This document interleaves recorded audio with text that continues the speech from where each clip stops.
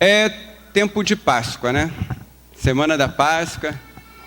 Então há sempre, né, a expectativa do que vai acontecer, do que vai ser feito. Mas, na verdade, o que mais se pensa quando estamos na Páscoa é o quê? É chocolate, né? Ovo de Páscoa, coelhinho. Alguns religiosos até que ainda pensam em Jesus, né? Mas essa confusão toda, né, de Páscoa, né, com coisas que na verdade não tem nada a ver, né, embora eu vou abordar esse assunto, né, mas só um parêntese, né, antes de eu começar realmente a pregar. A Páscoa ela foi instituída, na verdade, né, lá no Antigo Testamento.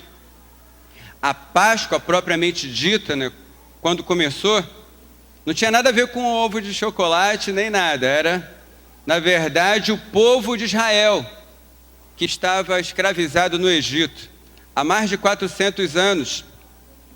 E Deus então decidiu tirar o povo de Israel de lá. E decidiu exterminar com os primogênitos do Egito.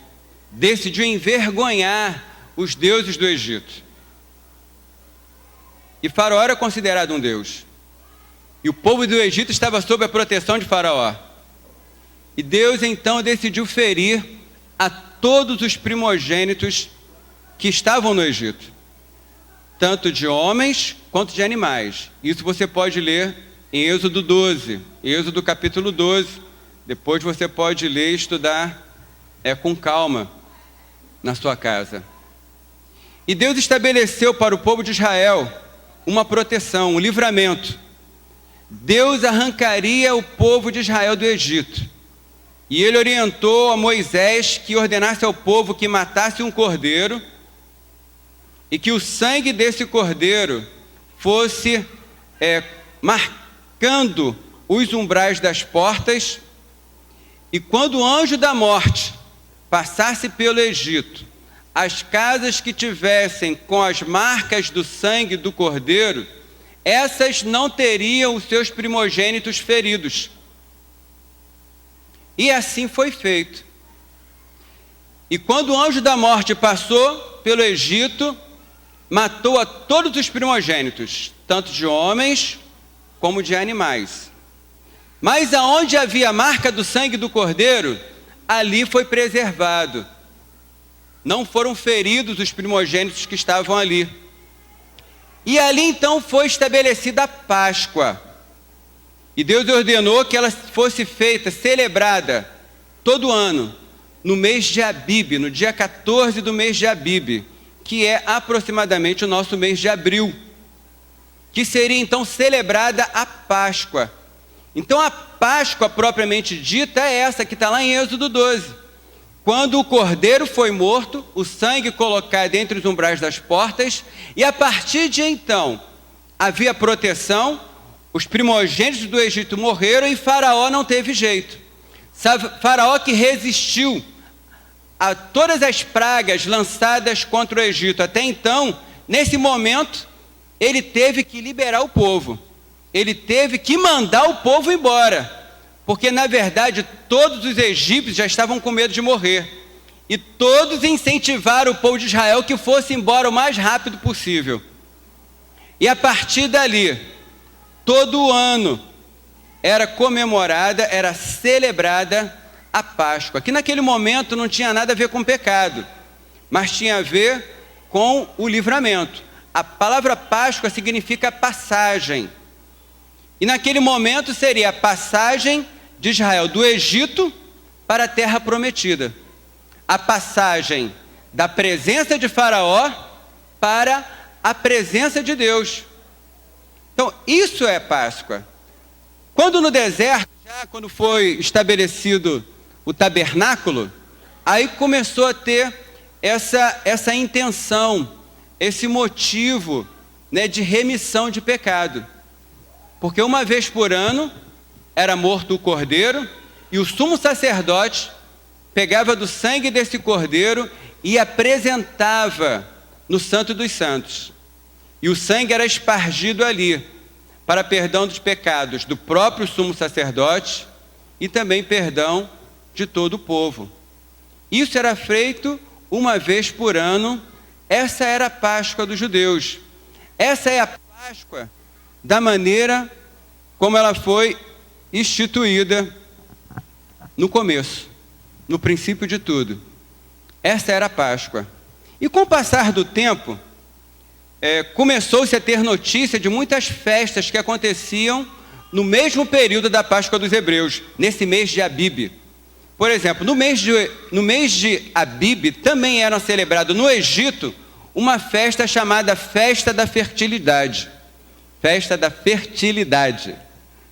Era celebrado no Egito no mesmo período que a Páscoa dos hebreus. E sabe qual era o símbolo da fertilidade que eles usavam nessa festa? O ovo. No Egito era o ovo. O ovo era utilizado como símbolo da fertilidade no Egito. E esse negócio de ovo colorido, né? Na verdade começou com os chineses. Os chineses é que cozinhavam o ovo dentro de corantes de vegetais, né? Usavam beterraba, né? Cenoura, né? Para cozinhar aqueles ovos de maneira que eles ficavam coloridos. E os chineses tinham o hábito de trocar o ovo entre os amigos.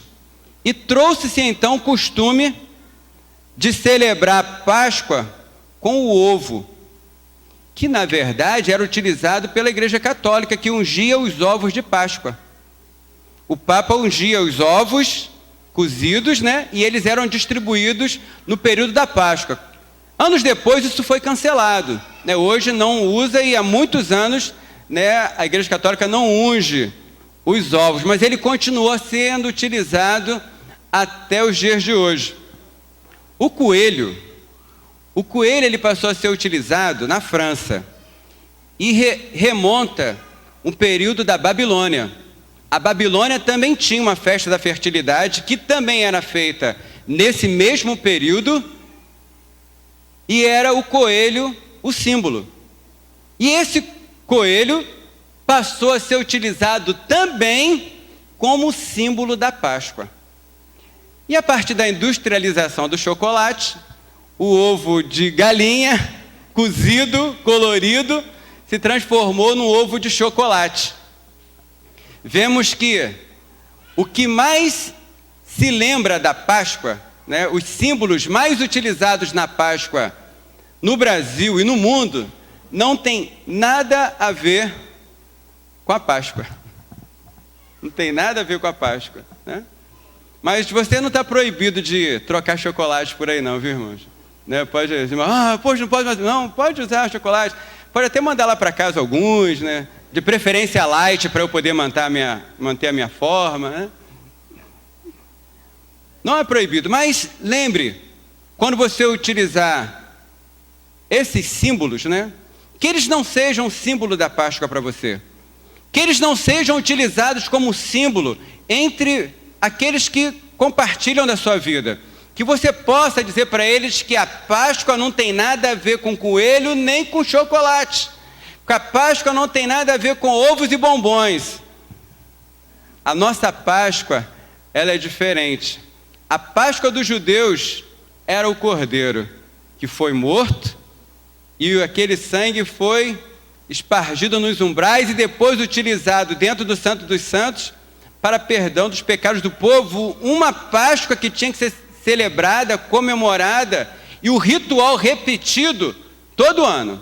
Ela tinha tempo de validade. Tinha que fazer, se não fizesse era uma coisa complicada. Era feita todo ano. Mas a nossa Páscoa, ela é diferente. Quero que você abra a sua Bíblia. 1 Coríntios, capítulo 5, verso 7. 1 Coríntios, capítulo 5, verso 7.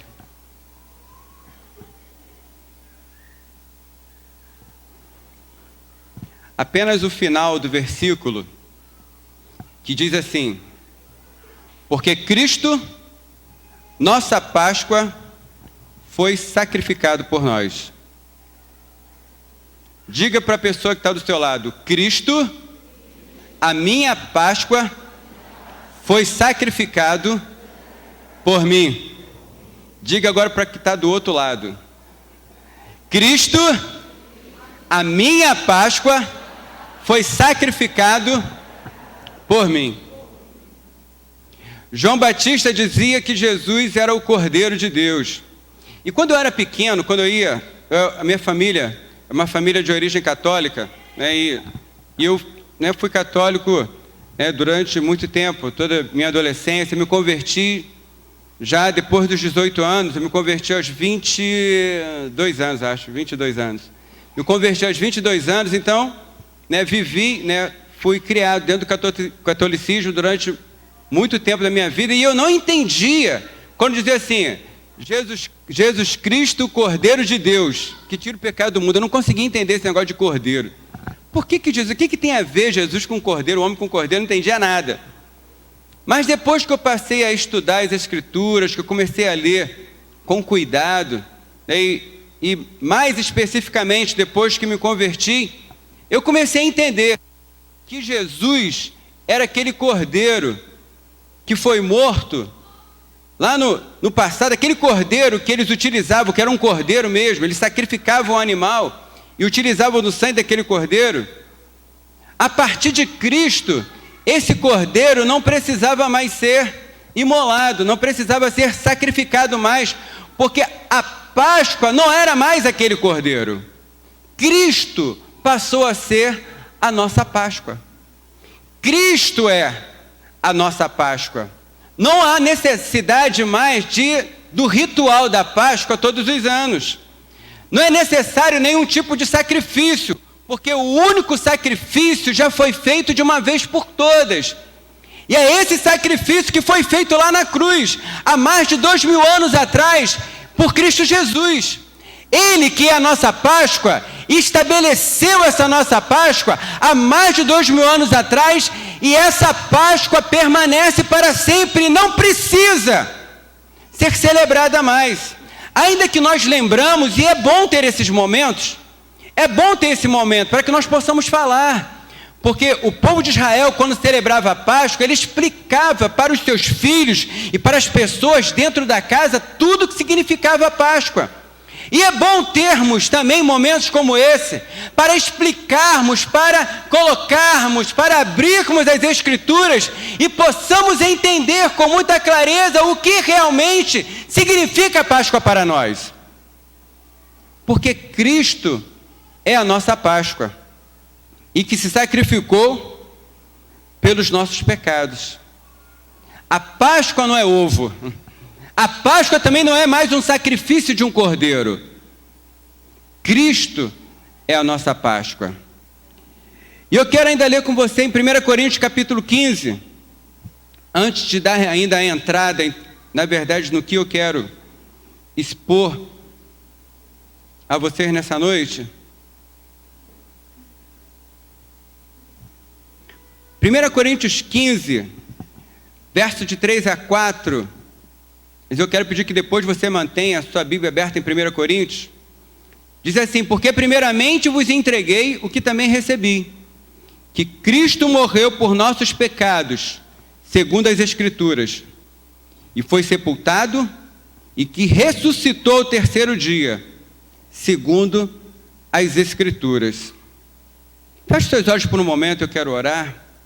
Senhor, no nome de Jesus, reconhecemos com muita clareza que Tu é um Deus que fala aos Seus filhos, e que Tu possa usar, ó Deus, cada palavra dita neste altar para tocar e para impactar a vida de muitas pessoas que estão presentes aqui neste lugar. Deus, que possamos estar atentos à Tua voz, que não venhamos a nos dispersar com nada, que nada venha nos distrair, mas que possamos sim ouvir a Tua voz e sermos impactados pelo Teu milagre em nossa vida nessa noite. Que seja assim, Senhor, no nome de Jesus. Amém. Eu quero ainda concluir com uma palavra que nós já ouvimos aqui, que diz o seguinte: não subestime o valor de um culto. Não subestime o poder que é liberado em um culto. Porque se Deus te trouxe aqui, há uma palavra de poder a ser liberada ao teu coração. Por isso eu te digo, não se distraia com nada. Eu tenho certeza que Deus tem muito a falar a mim e a você nessa noite. Amém? Quantos creem comigo? Diga amém. Amém. Aleluia. Bom, o texto que nós lemos traz, na verdade, a essência da Páscoa. Porque no texto fala que Cristo morreu pelos nossos pecados, segundo as Escrituras. Mas diz também que ao terceiro dia ele, segundo as Escrituras. Então as Escrituras nos trazem com clareza que Jesus, que é a nossa Páscoa, ele morreu pelos nossos pecados. Foi sacrificado ali. Mas ao terceiro dia, ele ressuscitou, também segundo as Escrituras. Então eu quero começar dizendo que a nossa Páscoa é mais ampla do que a Páscoa dos judeus. A nossa Páscoa, ela é mais excelente que a Páscoa dos judeus. Porque a Páscoa dos judeus termina na morte do Cordeiro e na apresentação do sangue desse Cordeiro no Santo dos Santos, na presença de Deus. A Páscoa dos judeus termina ali e precisa ser repetida ano a ano. Mas a Páscoa dos cristãos, ela começa com a morte do Cordeiro. E não para. Não para. Ela continua para sempre. Sabe por quê? Porque ao terceiro dia Jesus ressuscitou. E essa Páscoa que começou ali vai para todo sempre, para agir na minha vida e na tua vida. Quero dizer para você que o mesmo poder que ressuscitou Jesus está disponível para a minha vida e para a tua vida nessa noite. A nossa Páscoa não para com a morte do Cordeiro. A nossa Páscoa continua, porque não houve só a morte, houve também a ressurreição de nosso Senhor e amado Cristo Jesus.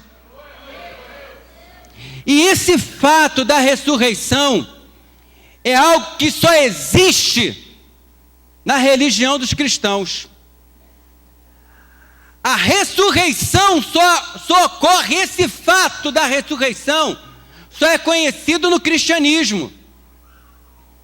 Se nós perguntarmos a um muçulmano sobre Maomé, ele vai nos levar para a cidade de Medina, na Arábia Saudita, vai nos levar a um determinado lugar e vai dizer: aqui estão os restos mortais de Maomé. E vão ali celebrar aquele momento. Os ossos que sobraram de Maomé. Se nós falarmos com um budista, né? Vem cá, o Siddhartha Gautama, não é até difícil de falar, né? Siddhartha Gautama, o Buda, onde é que ele está? Aí vão dizer para você: olha, ele morreu na Índia e as suas cinzas foram espalhadas pelos lugares por onde ele andou. Se perguntarmos por Confúcio, vão dizer para nós assim: olha, Confúcio morreu na cidade de Tissu, na China, e os restos mortais dele estão lá. Mas se nós perguntarmos por Jesus, se nós formos lá em Jerusalém, na sepultura de Jesus, não precisa nem perguntar nada, porque lá já está um quadro escrito assim: ele não está aqui, já ressuscitou. Ele não está aqui, já ressuscitou.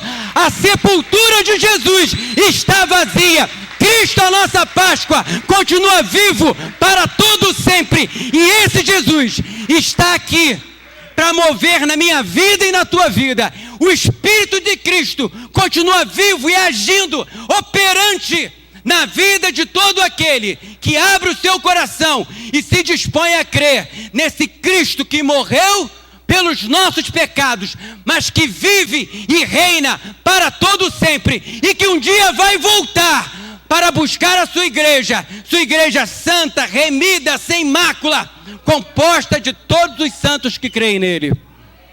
Aleluia. Quantos santos tem aqui? Diga aleluia. Glória a Deus. Querido, eu quero falar para você sobre 3 coisas importantes a respeito da ressurreição de Jesus. A nossa Páscoa, a Páscoa verdadeira, ela também tem Cristo ressurreto. Eu lembro quando eu era criança, passava muitos filmes na época da Páscoa sobre a paixão de Cristo. E normalmente a maioria dos filmes já eram com esse nome, a paixão de Cristo. Eu lembro que quando eu era criança, eram muitos filmes na televisão. Tinha um filme, eu sou um pouquinho antigo, tinha um filme que ele era preto e branco, ele era mudo. Não sei se tem alguém aqui que chegou a ver esse filme assim? Não precisa levantar a mão muito não, senão o pessoal começa a saber, assim, esse pessoal deve ser antigo. Mas eu lembro que passava em todos os cinemas o mesmo filme todos os anos. Falava sobre a paixão de Cristo. E até pouco tempo, teve um filme do Mel Gibson, que também era A Paixão de Cristo. E normalmente, quando se fala da Páscoa, se lembra de Jesus, se lembra da paixão de Cristo. Se lembra do seu sacrifício. Se lembra da sua morte. Mas pouco se fala a respeito da sua ressurreição.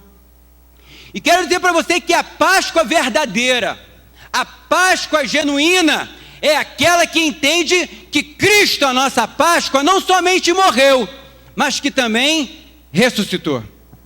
Diga para a pessoa que está do seu lado assim: Cristo, não, diga, Cristo, que é a minha Páscoa, morreu, mas ressuscitou ao terceiro dia. Diga de novo assim: a Páscoa, a minha Páscoa, é Cristo que morreu, mas ressuscitou. Essa é uma realidade que precisa ser vivida na vida de todos nós. A essência do Evangelho, o Evangelho pleno, não é apenas a morte de Jesus. Cristo não somente morreu pelos nossos pecados, mas Ele ressuscitou para que tivéssemos garantida a nossa vitória. Se Cristo somente tivesse morrido pelos nossos pecados, nós poderíamos tê-lo como um grande exemplo, tê-lo como uma pessoa que se sacrificou pelo mundo, mas não poderíamos ver nele um poderoso Redentor, porque se ele, como Redentor, ficou na morte, então como acreditar que ele nos livra de uma vida de morte para uma vida de grande vitória? Mas pelo fato dele ter ressuscitado, nós podemos ter a certeza que a nossa vida de morte pode ser transformada numa vida de grande vitória, porque aquele que morreu também ressuscitou, e se ele vive, nós também vivemos. Amém? Aleluia. Quero falar sobre 3 coisas importantes para nós sabermos a respeito da ressurreição de Jesus. Porque, na verdade, muitas pessoas, até nos nossos dias, elas tentam deturpar o Evangelho do Senhor Jesus. A simplicidade do Evangelho é uma coisa que eu costumo falar quando eu falo sobre a nossa igreja. Eu já tive em outros ministérios, mas aquilo que nós ouvimos na Igreja da Colheita é uma palavra que fala da simplicidade do Evangelho. As pessoas que ouvem o Bispo Renato, que ouvem a pastora Clarice e que ouvem os outros pastores, vocês não vê aqui palavras enigmáticas, Porque tem assim pessoas muito inteligentes, São tão inteligentes que pegam a simplicidade do Evangelho e mexem tanto com essa simplicidade, puxam daqui e dali, que fazem tanto enigma com a palavra de Deus, que precisa de muito estudo e muito trabalho para conseguir desvendar os enigmas que essas pessoas promovem dentro do Evangelho. Também tem aqueles que gostam de fantasiar, Tem muitos irmãos, que fantasiam demais. Mas por que fantasiam? Porque muitas pessoas gostam de novidade. Não, o negócio é novidade. é a igreja da moda, é a palavra da moda, é a frase da moda. Sempre a moda é mais importante. A novidade é sempre algo que chama atenção. Então as pessoas começam a trabalhar, né, as escrituras de modo que sejam tão novas a ponto daquela simplicidade do evangelho que já existe e vem sendo pregado há mais de 2000 anos, se torna antiquado. Você já ouviu falar, a pessoa, mas isso aqui é antiquado? Não tem pessoas que falam assim? Porque o que elas buscam é novidade. Mas nessa igreja, nós preservamos a simplicidade do evangelho.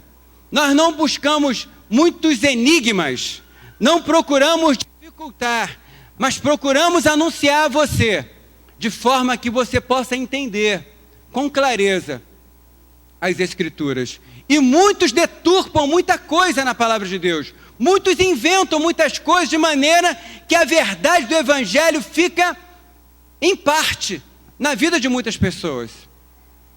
E a Páscoa, normalmente pregada, prega-se até a morte de Jesus, prega-se sobre a sua paixão, prega-se sobre a sua crucificação, mas quase não se fala sobre a sua ressurreição. E eu quero trazer alguns fatos importantes sobre a ressurreição de Jesus, que é a nossa Páscoa, a nossa verdadeira Páscoa. Primeira coisa que eu quero falar sobre a ressurreição de Jesus é que ela é um fato histórico. Ela é um fato. Na época de Jesus, depois que Jesus morreu e ressuscitou, espalharam entre os judeus que os discípulos haviam entrado na sepultura e roubado o corpo de Jesus.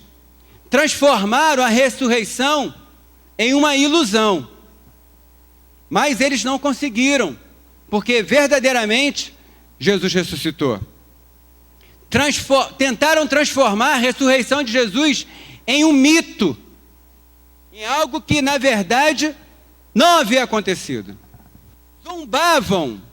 Zombavam de quem acreditava na ressurreição de Jesus. Mas Paulo, nesse capítulo 15 de 1 Coríntios, que eu quero que você mantenha a sua Bíblia aberta em 1 Coríntios capítulo 15. Mas Paulo, nesse capítulo de Coríntios, ele quer traçar para nós as verdades a respeito da ressurreição de Jesus. E na época de Paulo já se tentava fazer com que a ressurreição de Jesus não fosse uma veracidade. Já tentavam fazer com que a ressurreição de Jesus fosse um mito. E Paulo, na verdade, havia sido uma das testemunhas da ressurreição de Jesus. Porque Paulo, no caminho de Damasco, ele viu o Senhor Jesus. E lá em 1 Coríntios capítulo 15, a partir do verso 4, Paulo fala o seguinte: e Cristo, que foi sepultado, e que ressuscitou ao terceiro dia, segundo as Escrituras, e que foi visto por Cefas é Pedro, que foi visto por Cefas e pelos 12, e depois pelos 12, e depois foi visto uma vez por mais de 500 irmãos, dos quais vive ainda a maior parte. Mas alguns já dormem também. Depois foi visto por Tiago, depois por todos os apóstolos. E por último de todos, me apareceu a mim, como a um abortivo. Paulo, quando escreveu a carta de Coríntios, foi aproximadamente no ano 55 da nossa era, no ano 55, depois de Cristo. E é uma coisa interessante, é que muitos escritos são tidos como verdadeiros, muitos escritos antigos são tidos como verdadeiros, e muitos deles foram escritos muitas vezes 100 anos, mais de 100 anos depois do acontecimento. E Paulo escreve a carta aos Coríntios, apenas 55 anos depois. E ele diz que muitos dos que testemunharam a ressurreição de Jesus ainda estavam vivos. E foram mais de 500 pessoas. Além de ter sido visto por Pedro e pelos discípulos, por Tiago e por todos os apóstolos e ainda pelo próprio Paulo. Falam que um fato é tido como verdadeiro quando duas ou três pessoas, testemunham esse fato. Nós então estamos com uma grande vantagem, porque não foram 2 ou 3, foram mais de 500 pessoas testemunharam a respeito da ressurreição de Jesus. É fato. A ressurreição de Jesus é um fato histórico, escrito 55 anos após a sua ressurreição. Já havia sido escrito sobre a sua ressurreição, e no momento que isso é escrito, muitas outras pessoas que também testemunharam estavam vivas. E outra coisa que na verdade me marca e que me traz também como notória o fato da ressurreição de Jesus é o fato de que as pessoas que testemunharam a ressurreição de Jesus foram transformadas pelo poder liberado com esse testemunho. As pessoas que testemunharam a ressurreição de Jesus foram tão grandemente impactadas por essa ressurreição, impactadas pelo poder dessa ressurreição, que foram transformadas de uma forma muito forte. O texto fala que Cefas, que é Pedro, foi uma das testemunhas da ressurreição de Jesus. E nós sabemos que Pedro foi aquele que negou a Jesus. Pedro negou Jesus 3 vezes.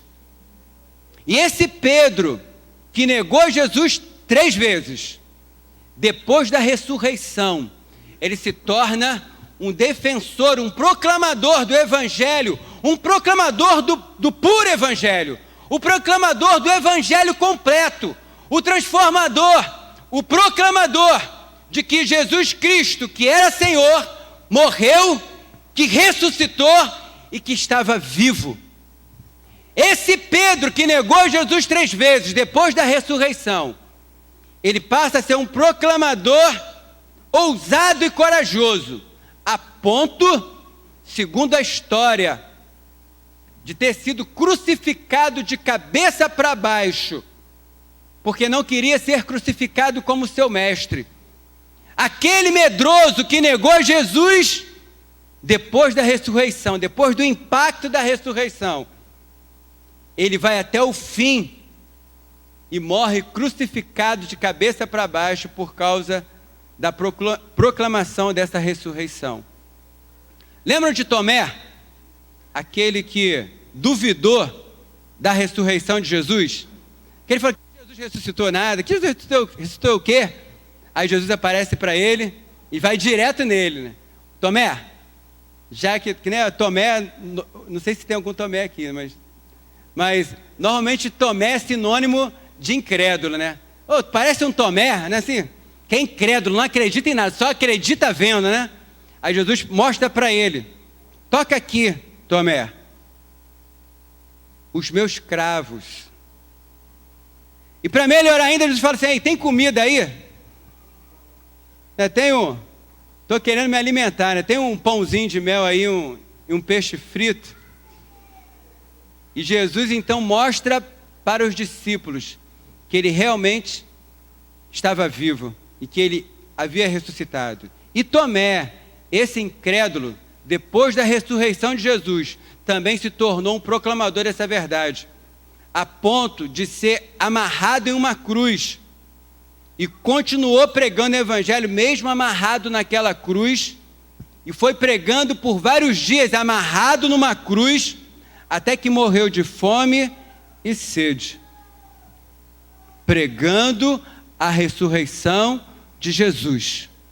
Tomé foi impactado pela ressurreição de Jesus. Tiago, irmão de João, aquela dupla, Senhor, se tu quiser, a gente manda descer fogo do céu, lembra desse? A dupla, Tiago e João. Quer, Senhor, que a gente manda fogo aquele que também saiu fora quando Jesus foi preso, foi um dos que fugiram. Tiago foi decapitado por ordem de Herodes. E Paulo, o grande perseguidor da igreja, contempla o Senhor ressurreto diante de si e passa a ser um proclamador desse Cristo que ressuscitou e também morre decapitado por ordem do imperador Nero. Então eu vejo isso, fatos que mostram para mim, e acredito que você também passa a entender que a ressurreição de Jesus, ela não é um mito. A ressurreição de Jesus não é uma historinha. A ressurreição de Jesus, ela é um fato que aconteceu há mais de 2000 anos atrás. E o poder dessa ressurreição está disponível hoje aqui. Para mim e para você. Para que nós também sejamos impactados e influenciados por esse Cristo que é nossa Páscoa, que morreu e que também ressuscitou. E que vive e que reina para todo sempre.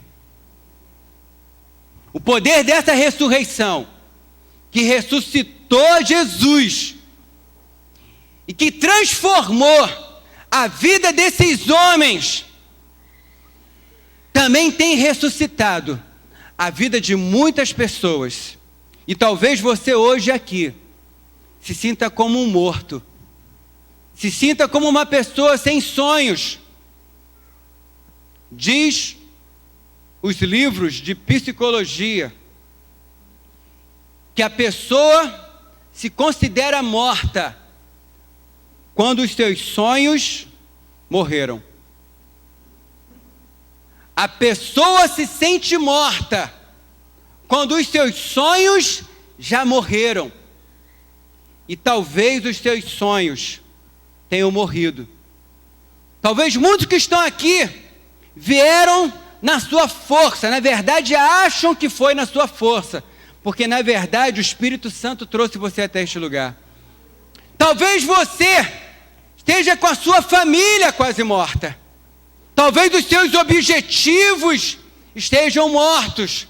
Mas eu quero dizer para você que o mesmo poder que ressuscitou Jesus pode nessa noite ressuscitar os teus sonhos. O mesmo poder que ressuscitou Jesus no terceiro dia pode ressuscitar você hoje aqui, pode ressuscitar a tua vida, pode ressuscitar os teus objetivos, pode ressuscitar a tua família, os teus relacionamentos. O poder da ressurreição de Jesus pode ressuscitar a tua vida como um todo.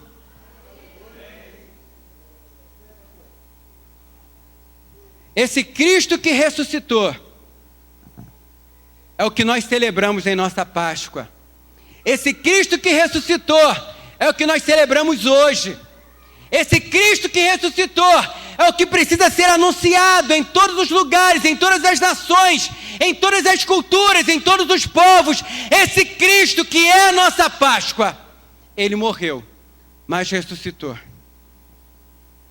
Ele não está entre os mortos. Ele não está na sua sepultura. Ele ao terceiro dia ressuscitou. E o mesmo poder que ressuscitou Jesus está disponível para cada um de nós aqui nessa noite. Uma outra coisa que eu quero falar com você, com respeito à ressurreição. A primeira é que a ressurreição é um fato. Mais de 2 testemunhas testemunharam a respeito da sua ressurreição. Pessoas que testemunharam foram impactadas por verem, por contemplarem ao Senhor ressurreto. E aquele poder impactou aqueles homens e tem impactado a vida de todos nós, a vida de todo aquele que se lança em Cristo pela fé, crendo que Ele não somente morreu, mas que também ressuscitou. A ressurreição é um fato. Diga para a pessoa que está do seu lado, a ressurreição de Jesus é um fato. E o poder dessa ressurreição pode impactar a tua vida hoje. Amém. Uma outra coisa que eu quero dizer para você é o seguinte: que no momento da ressurreição, sempre haverá pedras. No momento da ressurreição, sempre terá uma pedra para tentar impedir a ressurreição. Se nós lermos em Marcos, capítulo 16, Evangelho de Marcos, capítulo 16, versos de 1 a 3, diz assim: E passado o sábado, Maria Madalena e Maria, mãe de Tiago, e Salomé, compraram aromas para irem ungí-lo. E no primeiro dia da semana, foram ao sepulcro.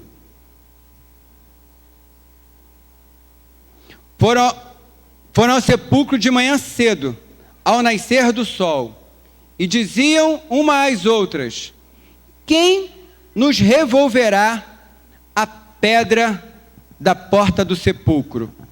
Era uma pergunta. Elas sabiam que Jesus havia dito que ressuscitaria. Ela, como todos os discípulos, porque essas mulheres também eram discípulas de Jesus. E elas ouviram Jesus falar que ele ressuscitaria. Mas nesse momento, mesmo sabendo, até mesmo lembrando que ele havia dito isso, elas pensaram no poder da pedra. No poder daquela pedra que estava ali. Elas estavam indo para cuidar do corpo de Jesus. E pensaram: quem vai tirar aquela pedra? Quem vai remover a pedra? Saiba você, que no caminho da tua ressurreição, no caminho da liberação do poder para a tua ressurreição, haverá sempre uma pedra tentando impedir a ação desse poder na sua vida. E muitas vezes nós vamos caminhar em busca desse poder a ser liberado na nossa vida. Muitas vezes nós vamos até sentir que esse poder está sendo liberado sobre nós. Muitas vezes nós vamos estar em um ambiente que nós sabemos que esse poder, que esse milagre pode acontecer na nossa vida. Muitas vezes nós vamos estar com pessoas que podem também nos ajudar, nos conduzir à presença desse poder. Mas nós vamos ficar preocupados com a pedra. E essas mulheres estavam preocupadas com a pedra.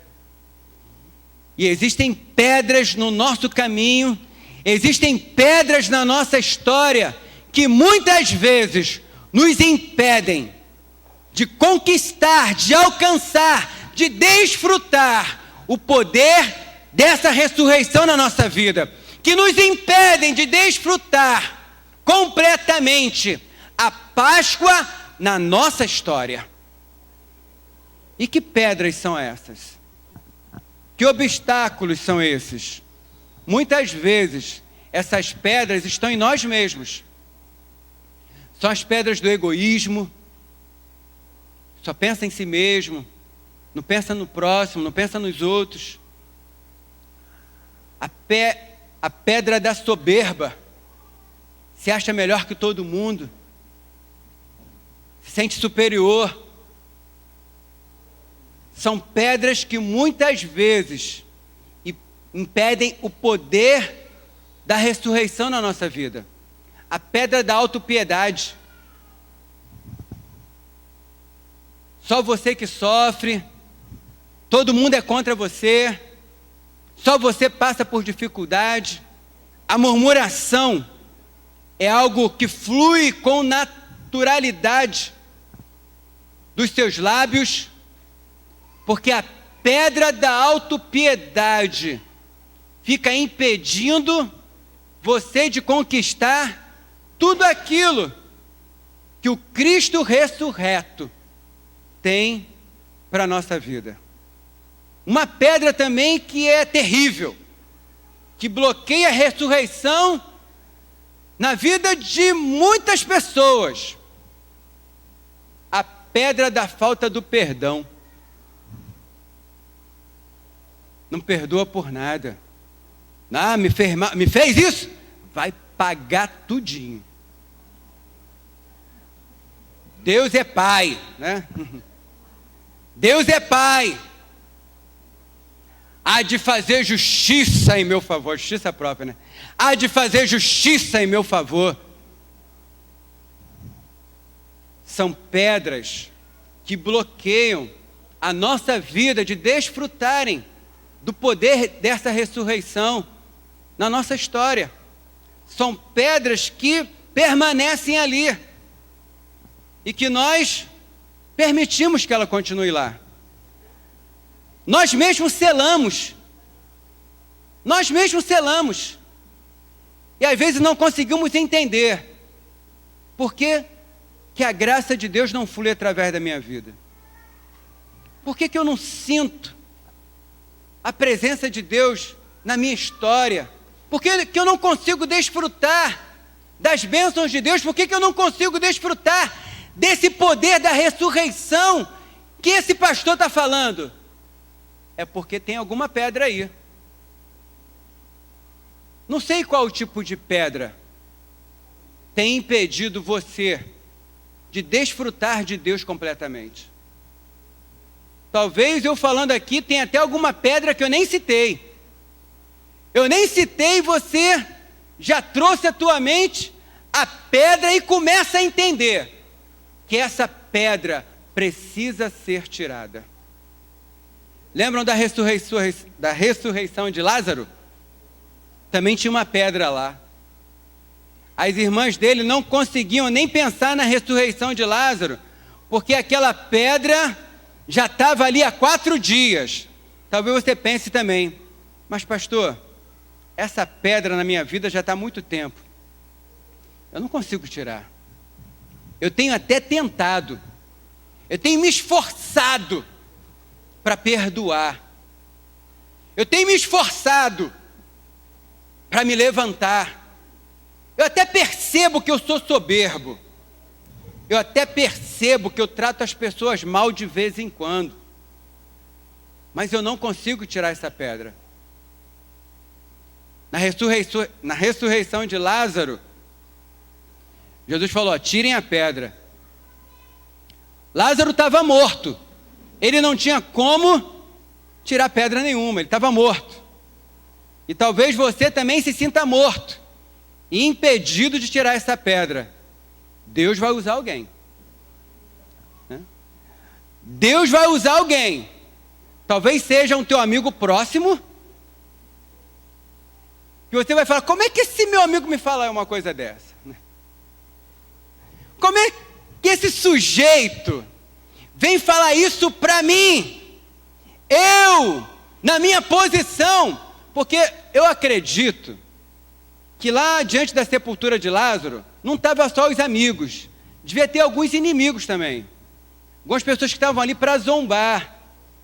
E que quando Jesus chegou lá, quis desacreditar a ação que Jesus poderia fazer. Talvez até um desses inimigos ajudaram lá a tirar a pedra. E talvez aquele que você menos imagina vai ser quem Deus vai usar para tirar essa pedra da tua história, da tua sepultura. Pode ser que não seja um pastor, né? Pode ser que não seja uma palavra pastoral. Talvez seja aquele que você menos imagina, que vai ser usado por Deus para arrancar essa pedra que tem bloqueado a ação do poder da ressurreição de Cristo em tua vida. E no momento que você se render a isso, no momento que você entender que essa pedra está sendo arrancada, e no momento que você se vê livre dessa pedra, com certeza a tua vida vai fluir de uma forma muito especial. Talvez muitos dos teus sonhos estejam presos por causa dessa pedra que precisa ser arrancada. O poder da ressurreição também é para os teus sonhos. O poder da ressurreição também é para os teus sonhos, para os teus projetos. E se há uma pedra, ela será arrancada. E se não tiver pessoas para tirar, se Deus não vê ninguém em condição, Ele vai explodir com a tua vida. Porque na ressurreição de Jesus, não tinha ninguém para tirar. Era uma pedra selada. E tem gente que tem pedra selada aí, não tem não? Não precisa levantar a mão não. A de Jesus estava selada. Nenhum homem era capaz de tirar. Então diz o texto que Deus mandou um anjo e provocou um terremoto, porque o anjo estava tirando a pedra para Jesus sair de lá. Um terremoto. Imagina um terremoto? Consegue imaginar? A gente temos visto aí as catástrofes do Japão. Você viu um terremoto lá? Aqui acho que nunca teve terremoto, não.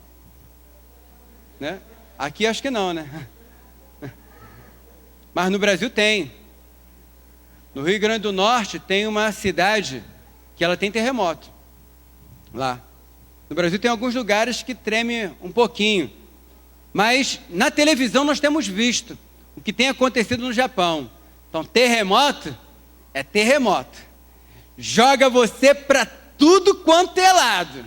E tudo que está do teu lado começa a desmoronar. Não sei se alguns viram lá, né? Aqueles vídeos, livro caindo para um lado, computador caindo para o chão do outro, pessoas se escondendo debaixo da mesa, armários se jogando pelo chão, porque quando ocorre um terremoto, não é somente barulho, mas se move tudo para tudo quanto é lado. Então saiba você, se há uma pedra e não tem gente para tirar, nem você consegue tirar, e na verdade, essas pedras não conseguimos tirar, então prepare-se para um terremoto.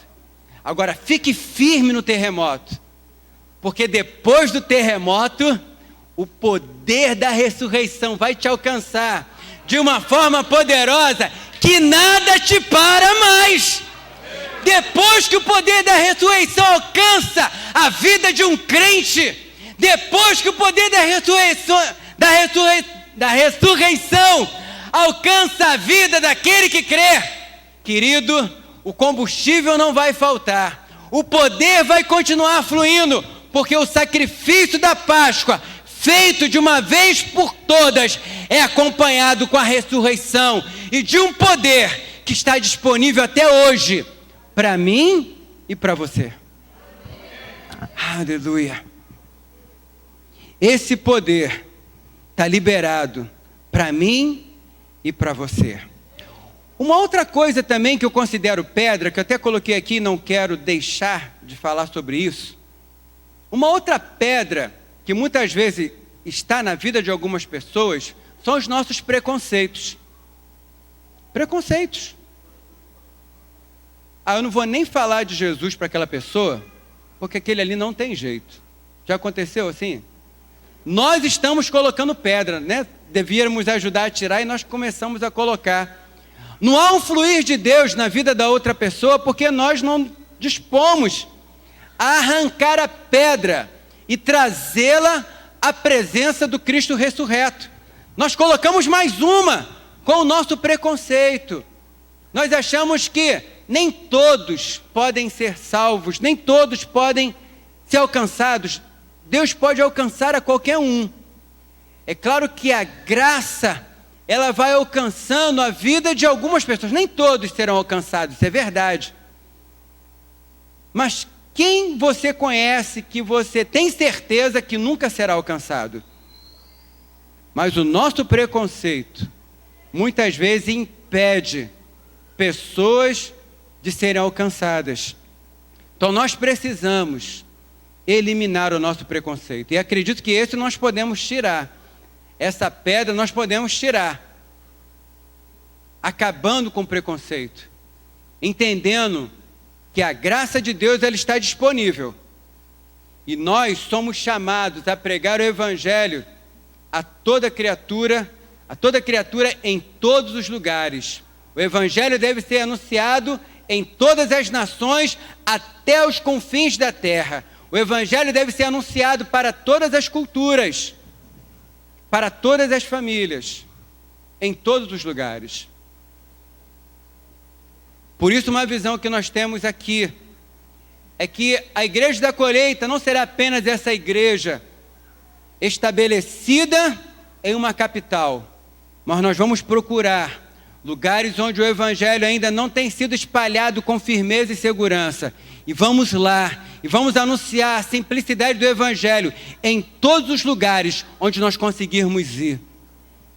Por isso, quando você também não oferta, não traz o teu dízimo, não investe os teus recursos no reino de Deus, você também está colocando uma pedra para que algumas pessoas não sejam alcançadas com o Evangelho. Eu tenho ouvido testemunho de muitas pessoas que têm sido alcançadas pelo nosso programa na rádio. Eu tenho ouvido testemunho de pessoas que têm sido alcançadas com o programa da televisão. E elas são alcançadas, e foram alcançadas, e muitas ainda serão alcançadas, porque alguém, e muitos estão aqui presentes, tem investido o seu recurso para que isso possa ser possível. Então, quando você não investe os seus recursos no reino de Deus, na obra de Deus, você também está como que colocando uma pedra para que outras pessoas não sejam alcançadas pelo poder da ressurreição. Mais um item, e é o último, que eu vou estar colocando aqui, é que se estamos em Cristo, e Ele ressuscitou, a nossa ressurreição também acontecerá. Talvez você pense que já tem muito tempo, que isso já está endurecido no seu coração. Talvez a pedra que tem impedido você de caminhar em Deus, já esteja aí tanto tempo que você não acredita que ela pode ser retirada. Lembra de Lázaro? Já era 4 dias, já tinha se passado o tempo que se acreditava que isso seria possível, porque entre os judeus, eles acreditavam que no máximo uma pessoa poderia voltar a viver em 3 dias, porque na opinião deles, a alma ficava pairando por 3 dias. Depois de 3 dias, ela ia embora. Então, com 4 dias, era impossível que alguém pudesse voltar à vida. Era impossível que alguém pudesse voltar a viver. O tempo já tinha passado, não havia mais possibilidade. Na opinião deles, não, era tempo perdido. Jesus pensar em trazer Lázaro de novo à vida. E talvez você também pense isso. Você está aqui apenas para receber uma palavra que possa confortar o teu coração. Mas eu quero dizer para você que Deus não quer apenas confortar o teu coração. Deus quer te trazer a vida.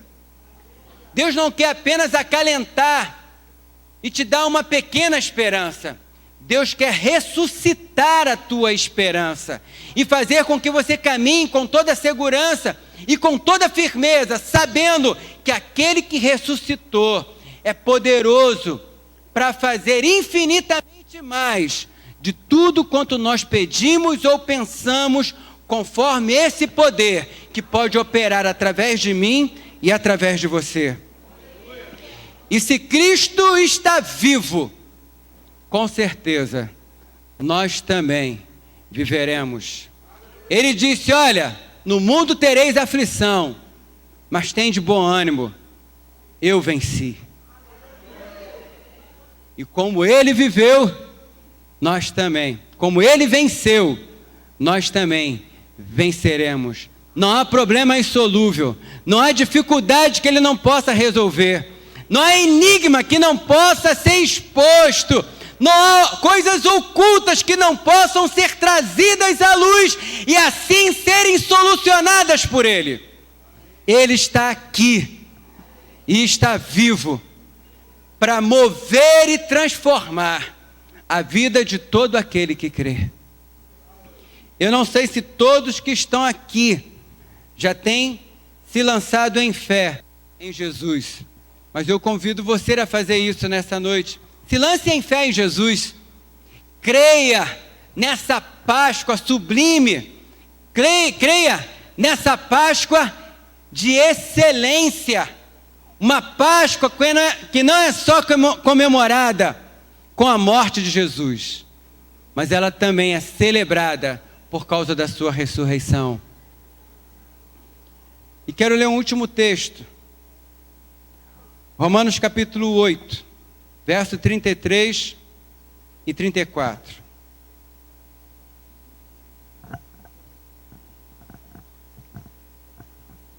Romanos capítulo 3. Capítulo 8. Romanos capítulo 8. Verso 33 e 34. Quem intentará acusação contra os escolhidos de Deus? É Deus quem o justifica. Quem é que condena?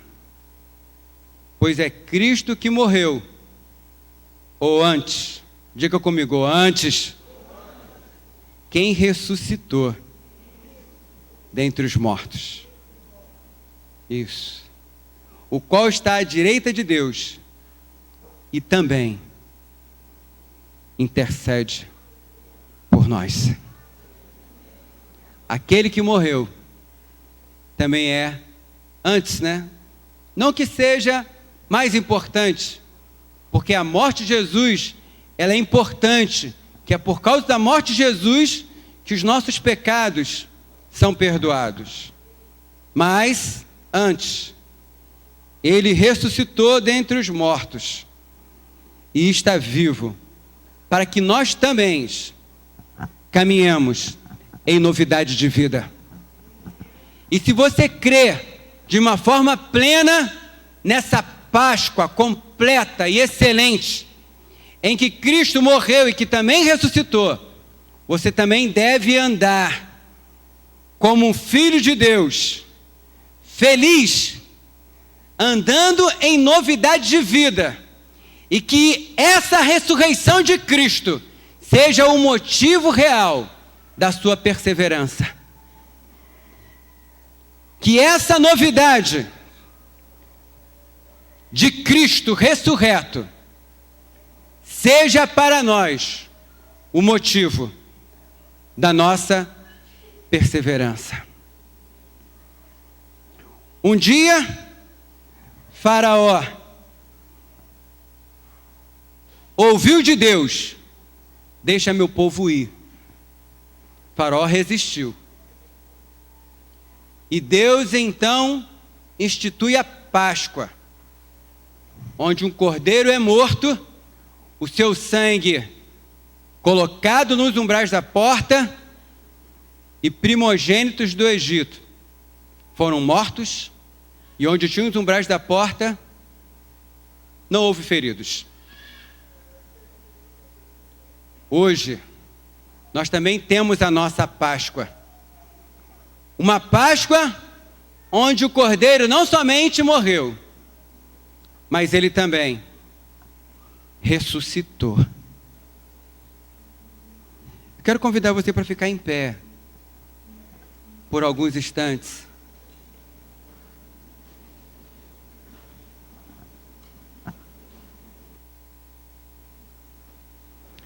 Faraó foi obrigado a liberar o povo de Israel da escravidão, porque ocorreu aquela Páscoa.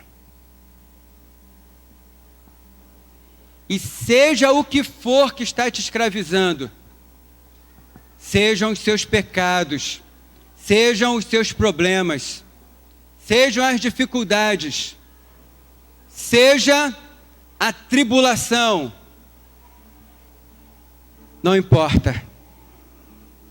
O poder daquele que ressuscitou está disponível e nada pode te segurar. Nada pode impedir a tua caminhada. Nada pode impedir dos teus sonhos serem ressuscitados. Nada pode impedir. Eu já sou pastor há alguns anos. E passei por alguns problemas muito difíceis na minha vida. E aquela pedra da autopiedade, sabe o que eu falei agora há pouco? Que muitas vezes invade o nosso coração. E eu comecei a achar que aquela pedra era muito grande. Aqueles problemas eram um peso e fazia com que eu não sentisse em minha vida o poder dessa ressurreição. E um dia eu sepultei meu ministério. Enterrei.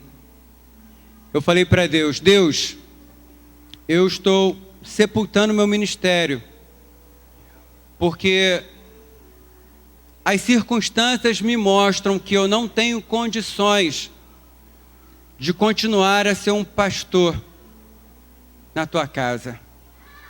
As circunstâncias, a pedra de dificuldade que está diante de mim, sou incapaz de tirá-la, sou incapaz de arrancá-la. E ninguém será capaz de tirar essa pedra. Eu vou continuar te servindo. Eu não vou abandonar a igreja. Eu não vou abandonar a minha fé. Mas o meu ministério, eu o sepulto hoje. E a partir de hoje, eu não serei mais um pastor. E passei a caminhar assim. Comecei a me preparar para uma vida profissional. Voltei para a faculdade, pensando no mercado de trabalho. Mas em um determinado momento, Deus decidiu explodir a pedra.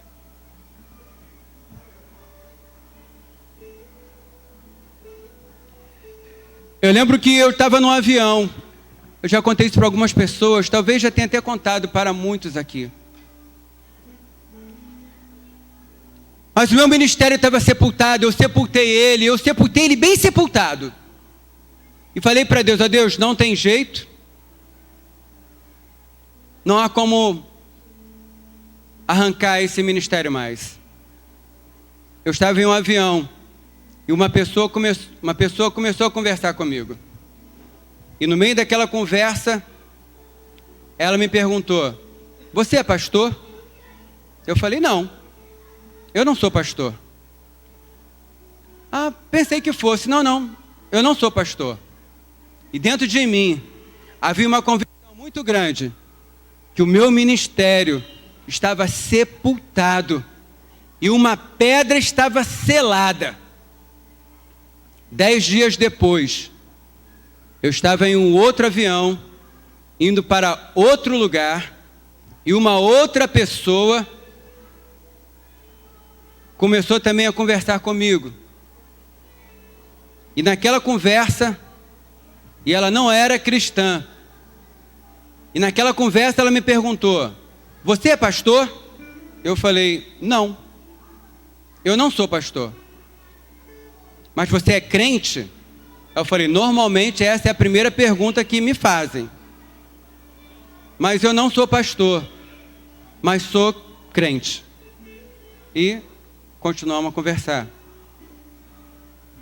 10 dias depois, eu estava na cidade de Lagoa Santa, Minas Gerais. Lá tem uma lagoa mesmo que chamam de Lagoa Santa. E eu estava andando em volta daquela lagoa. E conversando com Deus, isso era um final de semana. Eu tinha ido lá para fazer um trabalho. E eu falei com Deus, eu queria ir numa igreja. E em frente à lagoa tinha uma igreja. E quando eu entrei naquela igreja, a igreja estava cheia.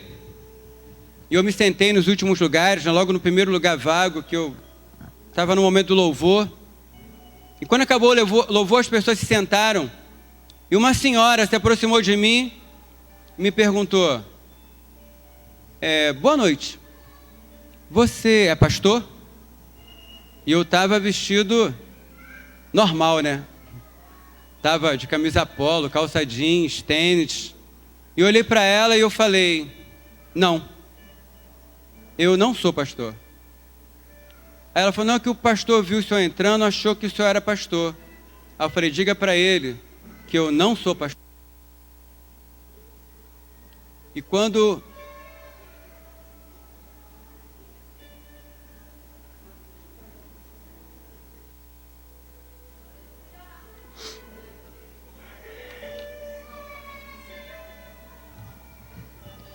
eu saí daquela igreja, o Espírito Santo falou ao meu coração: você me negou 3 vezes. Você negou o teu ministério por 3 vezes. E eu quero te dizer, ele não está sepultado. A pedra que estava colocada diante dele, nesse momento é retirada. E eu te trago de volta. Ressuscita ministério. Você é um pastor na minha casa. Continua caminhando, porque o teu chamado ninguém pode tirar. A ressurreição para a tua vida, a ressurreição para os teus sonhos. O Senhor da ressurreição está aqui nessa noite para ressuscitar a tua vida, para ressuscitar os teus sonhos. Aleluia! Eu quero convidar você que tem os seus sonhos mortos, cuja vida está morta por causa dos pecados, cuja família está morta por causa dos problemas. Você que vive um relacionamento morto, uma história morta, um coração morto, uma esperança morta, uma fé morta. Eu convido você a vir comigo celebrar essa Páscoa completa. Uma Páscoa do que aquele que morreu pelos nossos pecados ressuscitou, está aqui para ressuscitar a tua vida, os teus sonhos e os seus objetivos. E eu quero orar por você. E se você se encontra nessa situação, se o Espírito de Deus tem impactado a tua vida, se o Espírito daquele que ressuscitou está falando o teu coração nessa noite, convido você para vir até aqui na frente, porque nós vamos orar por você. Enquanto os músicos ministram essa canção, não se intimide. Aquele que é a nossa Páscoa ressuscitou, está aqui para te atrair, para quebrar, destruir toda pedra e te trazer de volta pelo caminho do propósito dele.